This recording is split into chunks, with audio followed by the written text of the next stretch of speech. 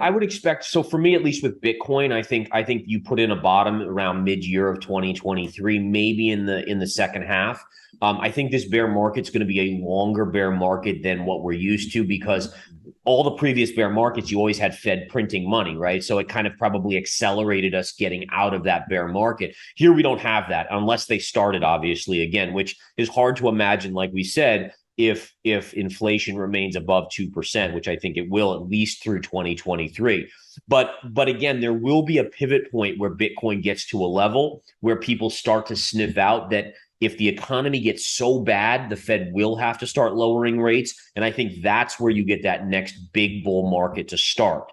And so I think, again, mid 2023, late 2023 is probably the key for Bitcoin. Hello and welcome to Wealthy Value.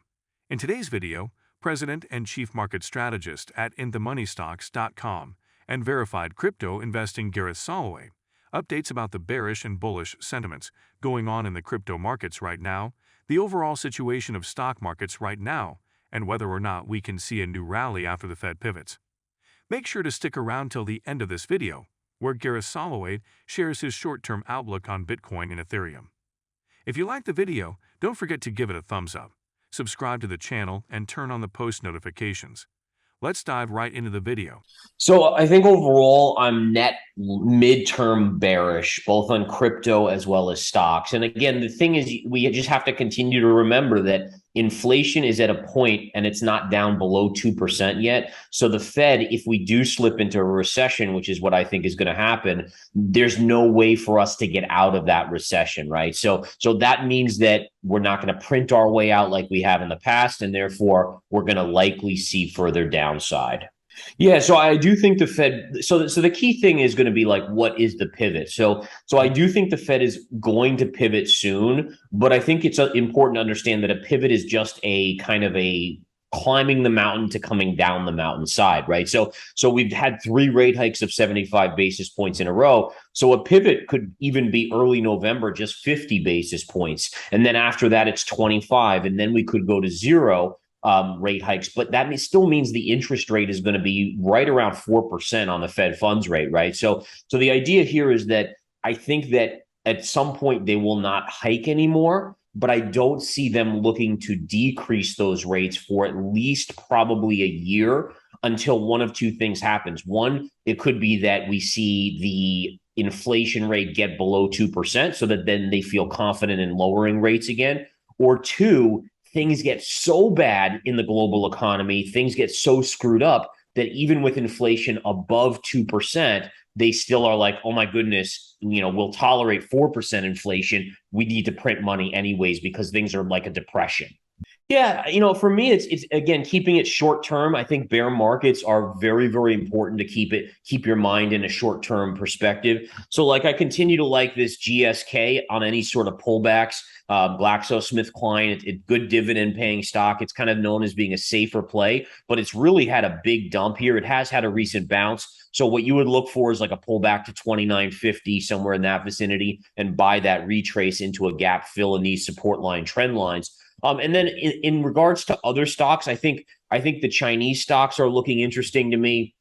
One of the things that catches my eye on the Chinese stocks, this is Alibaba's chart. So you can see this long-term trend line was broken to the upside because of the market conditions. It's been trading down, but it's technically has broken this long-term trend. So at some point, I think it perks up there. And one of the interesting things to remember about China is that it's not suffering from the same high inflation that the US and Europe is suffering from. They only have about a 2.5% inflation rate there, mainly because a lot of the goods that they consume are just haven't seen the inflation that the goods we've consumed have seen. So I think that the lower the inflation in China, it leaves the door open for the government there to stimulate more. Now, we know their housing market is a mess, but I keep on thinking back, well, what happened in 2008, 2009 when the housing market in the US was a mess? Well, the Fed came out and printed gangbusters, and then we had one of the biggest runs in stock market history.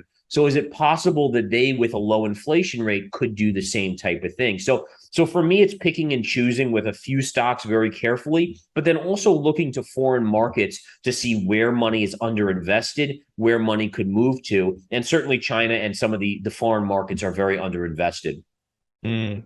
Good, good. I haven't actually thought about any of the China stocks or anything like that. So that's good insight. Yeah, and with the Chinese stocks, obviously, people there are risks involved, right? Government crackdowns. Now the stocks have been discounted significantly due to that, but I would always recommend like best of breed. Don't go picking a tiny micro cap China play. You stick with like the Alibabas, the Baidus, or you could just do the K Web, which is kind of an ETF that tracks a bunch of those plays. But stick with best of breed and obviously monitor share size. Don't go too heavy on anything in China. So I think just for instance, the last couple days until today in the stock market, I think Monday and Tuesday of this week, we saw the biggest stock market 2-day move in like since 1930 or something. I mean, it was a remarkably epic move, close to 6% on the S&P 500 in just 2 days. So that was the market. Basically, we got a very poor ISM number early in the week. We got the UN saying, "Hey, listen, we need to calm things down in central bank lands. Don't hike as much." I mean, so there's a lot of this, and we know obviously Bank of England kind of pivoted already last week. And so I think the market was sniffing out that type of scenario. Today, we got a little bit of a stronger private sector jobs number. And that again kind of makes people think, wait a minute, maybe they won't. So there's this battle going on where you're absolutely right. If the Fed does pivot, it's going to be a relief. Everyone's going to say, thank goodness we're on the downslope now. But again, it's hard to know exactly when that will happen. I do think it could be as early as November, though. Mm. It definitely could. I'm kind of in the camp of a 50 basis point in November, which I think the market is looking for. The market's looking for anything different than 75 at this point. Yeah. So I do think that's the case. I don't necessarily think it will revolve around politics as much as just the fact that, I mean, the Fed has done 375 basis points in a row. I mean, unless they're trying to push us into depression, they need to start toning it down a little bit and then wait a few months to see how's the economy doing. Because, again, we all know that interest rate hikes, historically, it takes about 3 to 6 months to filter into the economy. So you could argue that we've just started to see that first 75 basis point in the economy, but we haven't seen the other 275 basis points yet. And I think the Fed could be looked at as being very reckless here and almost reactionary in an emotional way, versus maybe being more measured and saying, let's wait and see how things come out in a few months. And then if we have to hike 75 again in 3 or 6 months, we do it, but don't overdo it and push us into a depression. Absolutely. And I mean, and what's crazy is we're already obviously seeing it in the housing market. And so, I mean, yes, the jobs number, like the private sector number, wasn't too weak today. It was kind of right in line, but we're going to get the Friday non-farm payrolls, obviously, and we'll see how that turns out. But you have to say that like the housing market, you could arguably saying, is kind of crashing right now with 30 years, I think around 7%. I mean, to talk about comparisons on the ability for people to afford houses 6 or 12 months ago versus now, it is insanely different versus that mortgage payment on a 30-year. So short term, I continue to be on the focus of thinking that it is more on the near term bullish side. A couple things make me feel that way, and I can show my screen real quick here.